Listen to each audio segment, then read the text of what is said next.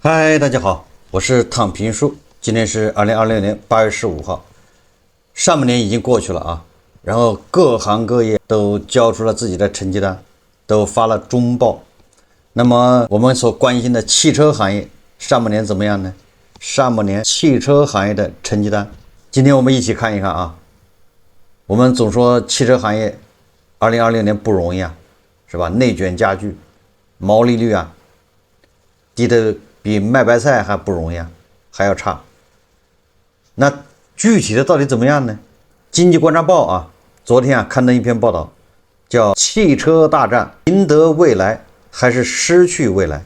這個未來不是那個汽車啊，整機廠商未來啊，是真正的啊未來，明天。文章啊一開始啊，開門見山就說啊，2026年上半年，中國汽車產業交出了一份令人百感交集的成績單，也不是穩中向好，對吧？不是節節向好，不是這個一路長紅，是百感交集啊！百感交集什麼意思？那就是肯定有好的唄，但是啊，那還有更多的是隱憂啊，是不好，所以才百感交集啊。據中國汽車工業協會數據，上半年新能源汽車產銷分別完成743.8萬輛和744.6萬輛，這是產銷啊，同比分別增長 6.7% 和 7.3%。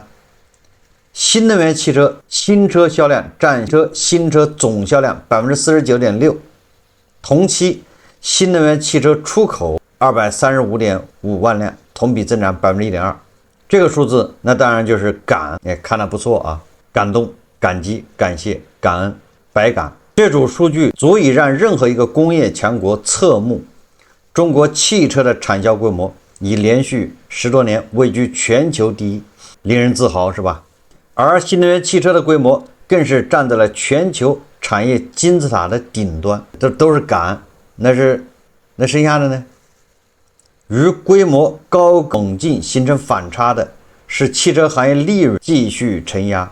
2026年上半年，汽車行業營業收入 5.19 萬億，同比增長 1.8%， 營業成本 4.61 萬億，同比增長 2.8%， 利潤總額 1954億元，同比下降 20%， 銷售利潤率僅 3.8%， 收入微增，成本上升快，利潤明顯下降，形成一道刺眼的剪刀差。這個才是真實的啊！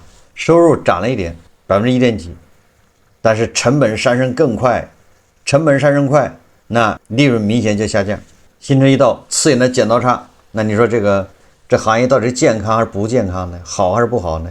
這不僅反映出汽車行業的周期性經營壓力，也暴露出營業行業的盈利模式和競爭結構中深層次矛盾。中國新能源汽車在電池技術和供應鏈成本等維度已形成顯著的優勢。寧德時代的麒麟電池、比亞迪的刀片電池均已實現產業化。2025年，中國占全球電動汽車產量 70%， 電池電芯產量占全球 80% 以上，正極活性材料和負極活性材料產量在全球的占比分別是 85% 和 90% 以上。成本端，在統一車型參數下，中國純電動車直接制造成本比發達經濟體低 30% 以上，優勢來自完整供應鏈、規模制造、工藝改進、自動化水平和關鍵材料的配套。中國新能源汽車的規模、技術領先度與總成本領先度均處於全球前列，但全行業的盈利能力卻持續下降。如果從全球汽車產業的維度橫向比較來看，中國新能源汽車面臨的已經不是簡單的小問題，而是經營質量、競爭方式和發展模式出現了嚴重的畸形，3個畸形啊，也就是前面說了呢，這麼領先那麼領先，但是你這個行業經營質量、競爭方式、發展模式都是畸形，畸形還能健康發展嗎？不言而喻啊。站在2026年時間節點上，中國汽車產業面臨的不是要不要發展的問題，而是以什麼方式的发展的抉擇，是继續在惡性價格戰的泥潭中消耗元氣，直到利潤耗盡，還是從規模善量轉向價值回歸，從惡性競爭轉向良性整合？這個問題的答案將關係着中國新能源汽車產業能否持續贏得未來，就是有沒有可持續性這發展。這是經濟觀察報啊8月14號一個報道，文章說啊，他說首先說啊，經營質量的畸形，剛才不是說3個畸形嗎？2025年完整財年中，3家代表性新能源車企盈利表現明顯分化。比亞迪規模淨利潤326億元，按營業收入計算，規模淨利潤率 4.1%， 理想汽車淨利潤 11.39 億元，利潤率約 1%， 小鵬汽車淨虧損 11.4 億元，對應淨利率約負的 1.5%。 從全球車企經營情況看，豐田汽車2025年財年淨利潤為 4.76 萬億日元啊，人民幣大概2377億元，同比小幅下降 3.6%。 儘管淨利潤略有下滑，但營收創下了48萬億日元的歷史新高，營業利潤率為 10%。 更誇張的是，豐田汽車一家的全年淨利潤超過18家中國上市車企的總和，這就是現實。就是我們很熱鬧，這個第一那個第一，但是最後一算賬不賺錢。而人家豐田是吧，一家車企它的利潤淨利潤就是我們上市車企總和，我們上市車企18家加一起賺錢還沒人家一家厲害，這就是現狀。這是經濟觀察報說的啊。數據對比表明，當前中國新能源車企的銷量規模優勢尚未普遍轉化為穩定的利潤，盈利質量與市場地位之間存在落差。中國新能源汽車這種與市場規模不匹配的盈利能力，還體現在整體產業鏈上。新能源汽車銷量高速增長，但整車產業鏈利潤並未同步擴大，部分環節甚至陷入低利潤或虧損狀態。隨着企業通過降價及爭奪市場份額，經營壓力也由整車端不斷向上下游傳導。整車企業為維持銷量、研發和投入和現金流，往往要求供應商持續降本、重新報價，同時将庫存和價格波動風險推向經銷商。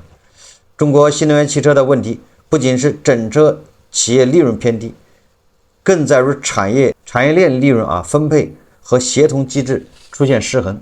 這個最近咱們經常說，對吧？這個汽車產業鏈上面，那也是哀鴻遍野啊，對吧？也是大倒苦水，活不下去啊。你看整车厂商都這樣。從上游供应鏈來看啊，他說供應商首先承受了整車降價帶來的成本壓力。2025年6月，17家重點車企承諾支付賬期不超過60天，保障中小企業款項支付條例，強化了付款約束。但显性賬期的改善並不意味着年度降本、票據結算和價格重談等壓力已經消失，上有政策，下有對策。行業統計數據顯示，截至2020年1季度末，國內18家主流上市車企應付賬款及票據平均周轉天數升至216.7天，遠未達到60天的承諾目標。也就是那承諾也就是一風吹啊，成了歷史文件。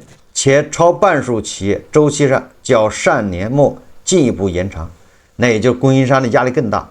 因為現在這個賬期變成217天了嘛，对吧？7個月啊。汽車零部件產業具有明顯的前置投入特點，供應商需要提前投入模具、試驗設備、研發人員和專用產線，並在車型生命周期內逐步回收。一旦車型銷量不及預期或整車價格下降，固定成本、設備折舊和人工成本便難以同步減少。在這種情況下，不少供應商只能以更低利潤維持訂單。長期來看，利潤空間持續收窄會壓縮供應商的研發投入和設備更新，進而削弱汽車上游產業鏈的創新能力。中國汽車上游產業鏈突出問題是降本壓力與長期合作創新回報之間尚未形成穩定的平衡。這個說到汽車的產業鏈上游啊，這日子也不好過啊。那下游呢？下游日子更不好过。从下游渠道来看，经销商承擔的庫存和價格風險突出。部分中國新能源車企在擴張中採取快速鋪設銷售網絡、提高銷售目標和綁定返利政策等方式，經銷商因此需要承擔更高的庫存壓力。經銷商負責把車從整車廠商那兒給買過來，那經銷商就得去借錢，銀行貸款，壓庫存，壓经營這個資金，對吧？廠商把錢拿到手，再去擴張。廠商把錢拿到手，不是說給上游付錢，那太便宜他們了。廠商把錢拿到手，他要再擴張，再往裡扔，明白了吧？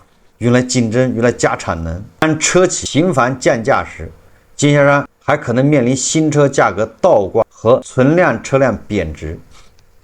中國汽車流通協會數據顯示，2025年僅 23.5% 的經銷商實現盈利， 55.7% 的處於虧損狀態， 81.9% 的存在價格倒掛，新車業務毛利貢獻為負的。2026年3月，經銷商庫存預警指數為 57.5%， 仍高於榮枯線。這些數據表明汽車市場的銷量增長並未同步改善渠道端的經營狀況。綜合來看，中國汽車銷量的增長尚未完全轉化為產業鏈各環節的利潤增長，與規模擴張相伴的是利潤消耗、降本壓力向上游轉嫁和庫存向下游渠道堆積等一系列問題。金關研究院認為當銷量增長無法轉化為整車企業、供應商和渠道的共同收益，經營質量的失衡就不再只是財務報表上的問題，還會進一步影響企業的競爭選擇。穩定利潤越難獲得，企業就越容易依賴降價和促銷短期銷量維持增長，由此經營質量的畸形逐步演化為競爭理念的畸形。你看第一個畸形就是經營質量畸形，什麼意思？簡單點說就是銷量雖然很多，但是它沒有轉化為利潤，那就更不可能轉化為上游的利潤和下游，對吧？好處，下游反而要背負更多的庫存，上游呢要承擔更長的周期。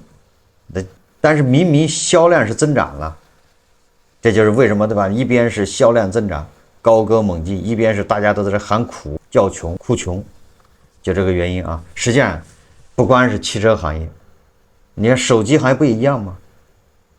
咱們18家車企整個利潤還趕不上那個豐田一家，咱們國產手機，對吧？這麼多加到一起，你不要說趕上蘋果了，連蘋果的那個项背都看不見，连蘋果的渣渣都比不上。就是利潤我說利潤，咱們國產手機銷量可不低如果加到一起，对不对？你看你再賣到歐洲的，賣到那個非洲的，賣到印度的，你這加起來量可不小。但是你量是不小，但是你賺錢嗎？你整個利潤這麼多國產手機加到一起，總之大家可以去查一下，應該是我記得這個數沒錯的話iOS 手機是占整個手機的利潤的 80%， 安卓手機只占整個手機利潤的 20%， 而安卓手機裡面還有三星，對吧？你得把三星刨掉，那剩下的基本上就是咱們國產的那你說咱們國產的所有的厂商跟三星加一塊吃那個 20% 利潤，那三星也肯定分走一大塊。那你說对吧？我們這麼多手機企業一天到晚要對標蘋果，是吧？比蘋果的要好，那你說你跟人家有得比嗎？都沒得比賣是沒少賣，利潤低為什麼利潤低呢？那這個咱們以前都說過了，对吧？還是沒有核心技術，沒有護城河，对吧？你這是做的都是大陸貨，大家都會，你會我也會。既然是經營質量的畸形，最後演化為競爭理念的畸形。那我們看看競爭理念畸形是什麼？這個經濟觀察報說他說當前中國新能源汽車在國內市場陷入了以惡性價格戰爭奪市場份額的狀態。儘管吉利控股董事長李書福在2020年3月曾表示，我們不打價格戰，應該在保持成本優勢、價格優勢的前提下，打技術戰、品質戰、服務戰、品牌戰，還有企業的道德戰。但從比亞迪到吉利，從領跑到小米，國內主流汽車品牌幾乎都被轉入以誰更便宜為核心邏輯的競爭中。2020年上半年，中國乘用車市場也有83款車型降價，就是降價的車型83款啊。新能源降價新車平均降幅12%，降價已從個別企業的階段性促銷，逐漸演變為全行業常態化競爭。對低價競爭的擔憂並不限於汽車行業。2020年8月8號，農夫山泉創始人、董事長鐘閃閃表示，中國值得警惕的是，企業捲價格卻不捲質量，不捲高品質，不捲溢價水平，並認為這種競爭會傷害社會生產力。對於只要低價就能佔領市場的觀點，他直言這是市場經濟非常不成熟的表現。這一觀點同樣適用於新能源汽車行業。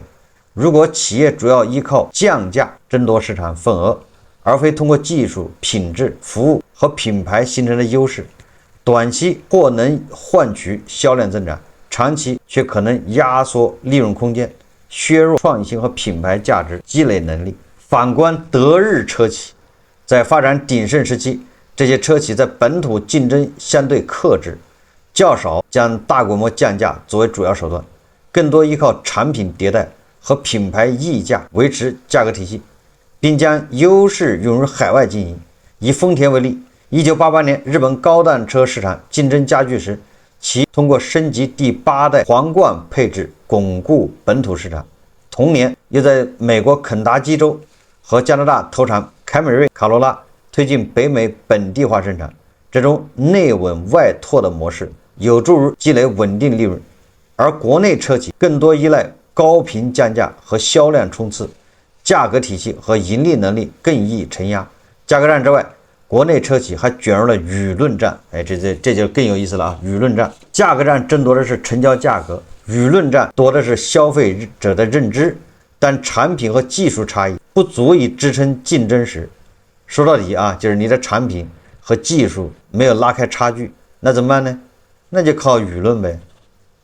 企業就更容易借助話題、流量或對競品的貶損影響消費者購買判斷，使競爭從產品價值轉向情緒動員。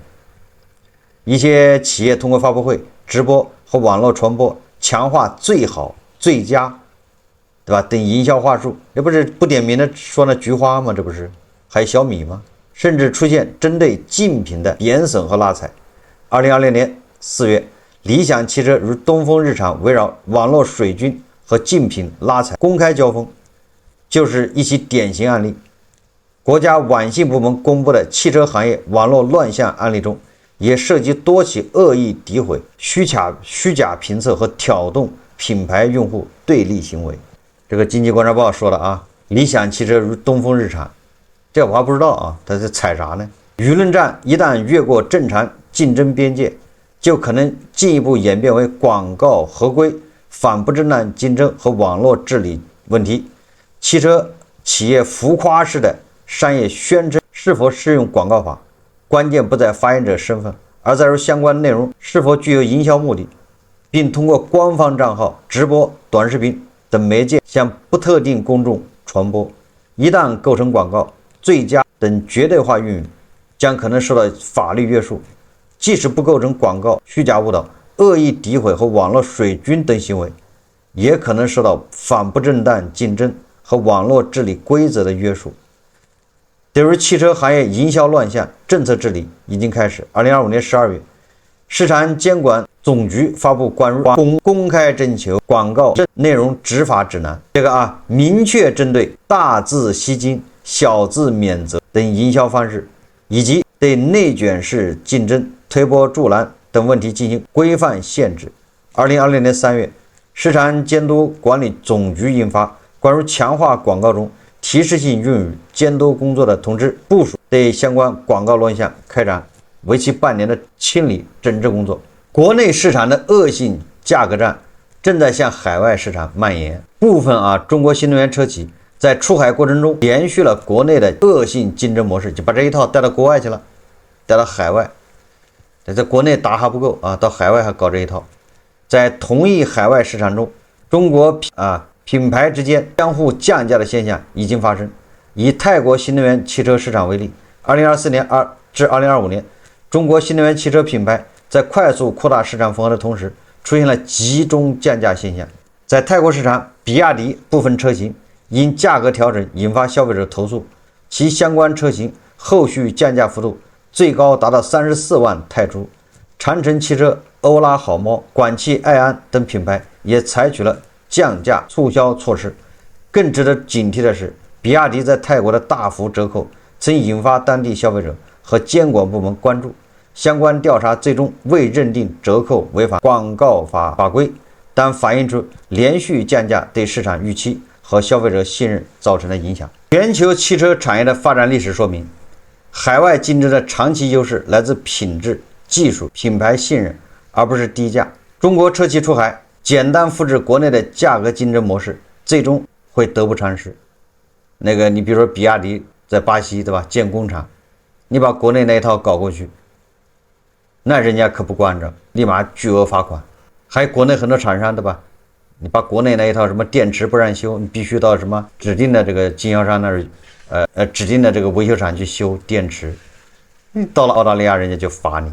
你在國內啊，你要修人家的電池，沒有經過授權，你把人家電池包打開修，那可能要犯法，把你送去坐牢。但是你看澳大利亞，人家就不慣你這毛病。文章說啊，他說價格競爭影響的不只是品牌發展，還會把壓力直接傳導到企業員工身上。按2024年財報口徑測算，大眾集團人員費用佔銷售收入的 15.3%， 而按主要上市乘用車企2024年財報來看，國內主要上市乘用車企人工成本佔營收比重在 10% 左右，就是人家是佔 15.3%， 我們只佔 10%， 所以說我們還是在人礦這塊啊，在人力的成本這塊下功夫。中國車企在已經具備整體成本優勢的前提下，進一步通過低人工成本建立競爭優勢，這與全球車企通行的規則不相符。與壓低人工成本相對應的一種競爭哲學是價值最大化，把人看作資產和企業前行的發動機。但企業不重視利潤和持續盈利能力，又不能通過技術進步、質量管理和經營效率實現結構性降本時，最容易選擇的路徑就是壓低售價、拉長賬期或削減長期投入。由此，價格戰帶來的並不是單一環節的降本，而是把利潤壓力沿產業鏈傳導給供應商、經銷商以及他們的企業員工，就所有這個行業的員工，這個產業上下游，包括整機廠商的員工，是吧？都得受損。這就是我們一直說的。你看，我們那個出口非常漂亮，2位數增長，新能源汽車出口更是增長快速，但是沒有一家車企的員工說感覺到輕鬆，感覺到比去年好了，反而比去年更累，壓力更大，就是這個原因。按理來說，對吧？我們出口節節升高，那我們車企的員工至少有一些車企的員工他應該是感覺越來越好，但是很遺憾，是吧？這就是原因。持續的盈利能力是企業的核心競爭力，低利潤既影響企業的長遠發展，也影響員工的收入增長，還對國家財政稅收帶來間接影響，同時不利於整個社會的消費升級。短視的競爭理念一旦固化，便不再是單純的市場策略，而會演變為劣幣逐良幣的慘烈後果。當惡性競爭大行其道時，問題便需要從競爭理念層面進一步轉向產業制度層面進行分析。那麼這個經濟觀察報認為它是一步一步來的，先從經營這塊的畸形，再到競爭理念的畸形，最後到產業畸形，導致整個產業那就好不了。企業競爭模式是表，產業制度設計是裡。在過去多年，地方招商、資本融資和生產資質合作不斷降低企業的擴張門檻，但對企業經營失敗後的售後保障、數據處置、債務清償和供應鏈責任缺乏足夠清晰的約束。在這種情況下企業便更容易追求規模、銷量和市場份額，同時將盈利能力與經營質量置於次要位置。要理解新能源汽車行業為何陷入價格戰循環，需要從5個層面找答案。哎，這個經濟觀察報說的還是比較系統性的啊，嘿，告訴你為什麼會變成現在這個樣子。那我們要從5個方面來看，產業為什麼畸形啊？第一個是地方招商與產能擴張。新能源汽車產業發展早期，地方政府通過土地、產業基金和基礎設施等支持新能源汽車項目快速擴張，但也在一定程度上弱化了市场需求對產能布局的約束，造成重複建設和結構性產能過剩。2023年，我國乘用車整體產能布局5500萬輛，實際產量2600萬輛，按設計產能計算，利用率不足50%。國內前20家乘用車汽車合計產能3500萬輛，平均利用率同樣不足50%。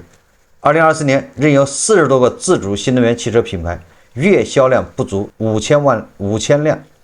瑞銀中國汽車行業研究主管2024年11月表示，中國汽車行業約有1000萬輛落後產能需要清除，去產能。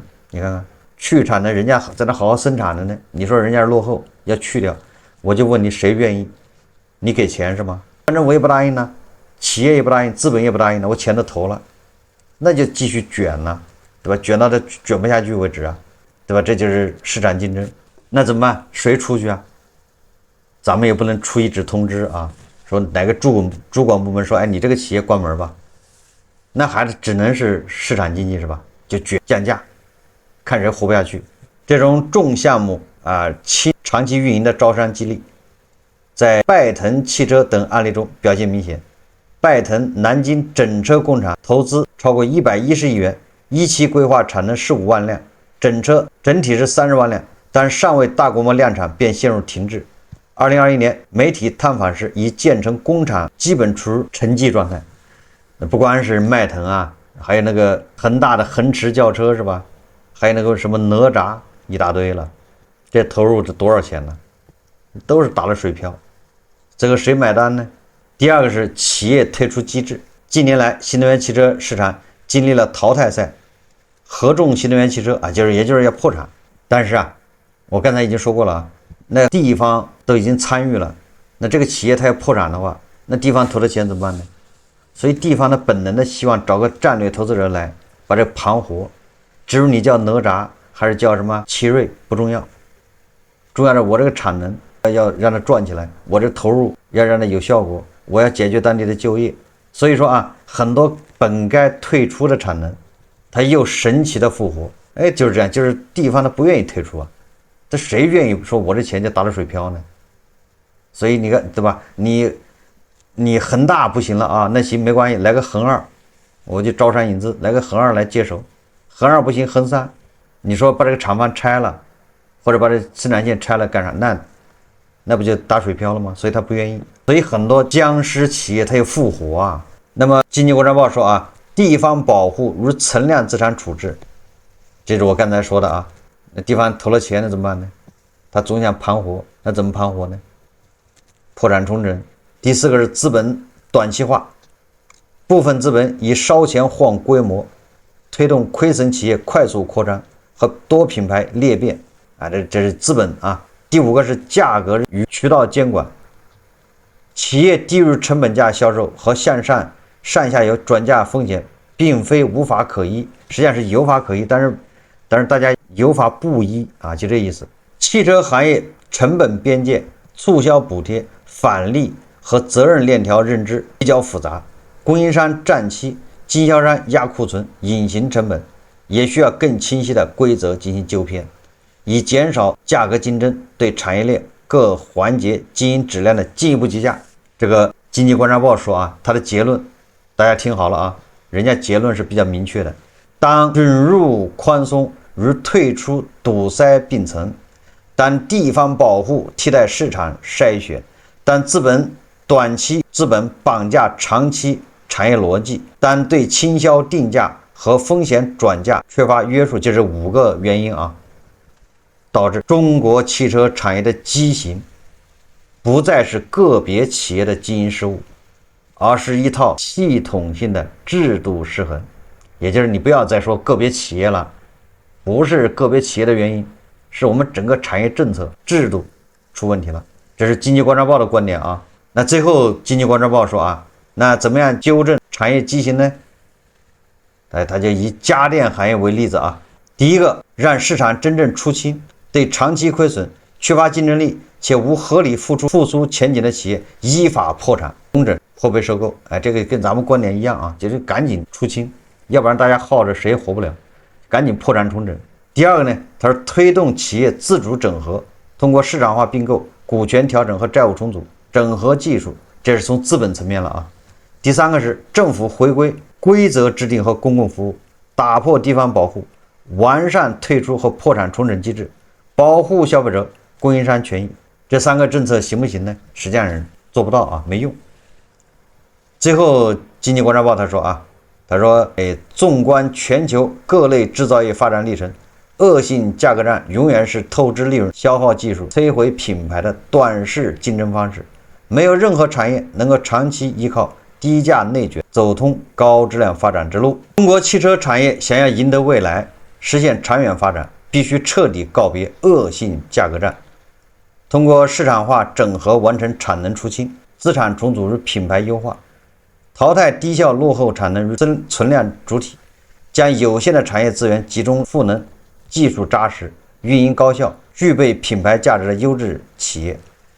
推動行業從低價走量、野蠻內卷轉向品質、技術、品牌並行的高質量發展，真正築牢可持續全球產業競爭力。這個作者是公安研究院研究員高飛昌、霍婷婷。實際上，這個關於新能源汽車，關於咱們的汽車產業，我們聊過很多回啊。今天看一看經濟觀察報他的觀點，但是他觀點基本上談的比較全面啊。但是我覺得關鍵核心是什麼？他說一千道一萬。是你這個產業啊，你自身還是沒有競爭優勢，就是沒有這個叫專利，沒有護城河。什麼意思呢？就是你無非就是個大陸貨，誰都能生產，你給我錢我也能生產。所以許老闆他有底氣啊，買，對吧？所以那些根本就沒有造過車的，一天車都没造過的造車新勢力，我也能造。为什麼？因為我有錢就行。所以說生產手機的他也造新能源汽車，所以說生產玩具汽車的他也真生產汽車。那你說你這個行業是什麼個行業？那不就是和生產褲子、襪子、耳機是一樣的嗎？那就沒有什麼技術含量，沒有技術含量的東西一定會捲啊，你怎麼不捲？最後拼的就是人便宜，最終就落實了人便宜。比誰人便宜？人礦，因為它沒有技術含量，沒有護城河，對不對？你那車殼子我都不用設計的，等別人那到期了，專利一到期，咱也是保時米、保時泰，是不是這意思啊？這不是要什麼設計呢？你能抄我不能抄是嗎？保時米、保時泰，完了之後呢，對吧？那其他東西我就等着特斯拉開源，特斯拉一開源，你能抄我也能抄啊，那比誰抄得好唄？那就開始捲，就因為它沒有核心技術，就是或者那核心技術不足以拉開大家的競爭，不足以拉開大家的差距，就導致的。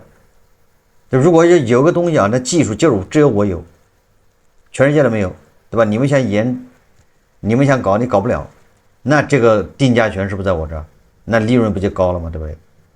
問題是咱們沒有這樣東西啊。我剛才以那個手機為例啊，安卓手機。對吧？你幾個工程師就能搞啊，因為他那個安卓操作系統是開放的，是吧？又不花錢，你免費用。然後你要做的就是設計一下上面應用層，對吧？界面你搞一搞，對吧？那你看羅永浩啊，一天手机沒搞過，人家說一出來就要搞個比蘋果還要好的手機，就這麼硬氣。為啥？還不是吧？他沒有核心技術。你能搞我也能搞，那最後拼什麼？不就拼大家誰便宜嗎？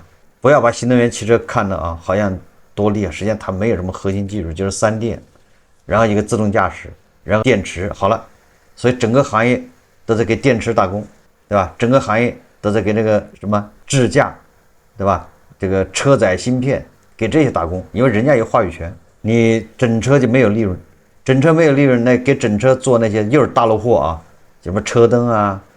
對吧？什麼這亂七八糟的那大陸貨的，那他們也沒有利潤，因為你不做，有的是人做，那玩意儿没什麼技術含量，找個人來，对不对？就會幹。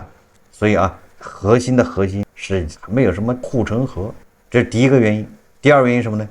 第二個原因就是地方都背着 KPI 的，他要發展，對吧？他要 GDP， 他要解決就業，他要那各項指標好看，那數字要好看，他要幹什麼？他只能去招商。那地方招商，那招來的要么就是小米這種啊，實打實還在幹活的，對不對？那好歹人投了錢，正在你搞生產線，真生產，或者比亞迪，這還算好的，對不對？你還招來那些什麼追蜜的這種叫什麼？崩老登的，對不對？崩國資的，那你還真傻了，对不对？你還有可能招來什麼？那個做什麼芯片是吧？那假的，招來騙子。你這招來什麼做汽車的，好歹人家真在這整，对吧？只不過是資金鏈整斷了啊，对吧？整黃了，人家真是在這幹。你好多地方政府還招來騙子呢，所以這麼一比較的話，那好多人還情願啊，新能源汽車看得見摸得着，咱們還招這個吧？你在我這建条生產線，我給你投多少錢，我把你廠房給你蓋好，你就來生產就完了。生產完了之後，我把稅返還給你。地方政府深度介入，地方政府它有 KPI， 它不知道 KPI 怎麼完成，對吧？它光靠大基建不行了，所以它必須上这些產業。上這些產業它找什麼呢？看得見摸得着的就是新能源，對吧？其他的太前沿的，他也看不懂，容易被人騙，是吧？太落後的產能你搞了也沒用，所以搞什麼風，是吧？搞什麼那個太陽能，搞什麼新能源，哎，這就是地方政府比較喜歡的。所以這是兩個問題啊，我認為核心就這兩個問題，一個就是沒有競爭力，沒有這個核心技術，一個是地方政府深度介入。地方政府為什麼深度介入呢？剛才已經說過了，人家也要完成 GDP KPI。實際上很多行業跟新能源汽車行業是一模一樣的。為什麼就是我們的工人收入低呢？因為你那個行業，你所在的企業它都沒有核心技術，所以它最終是壓榨工人，對吧？工人的工資、工人的開支成本越低，它的競爭力就越強，它就能去跟別人拼。好，這期節目我們就聊到這裡，感謝大家收看。如果喜歡我的節目，歡迎訂閱、點讚、評論，謝謝大家。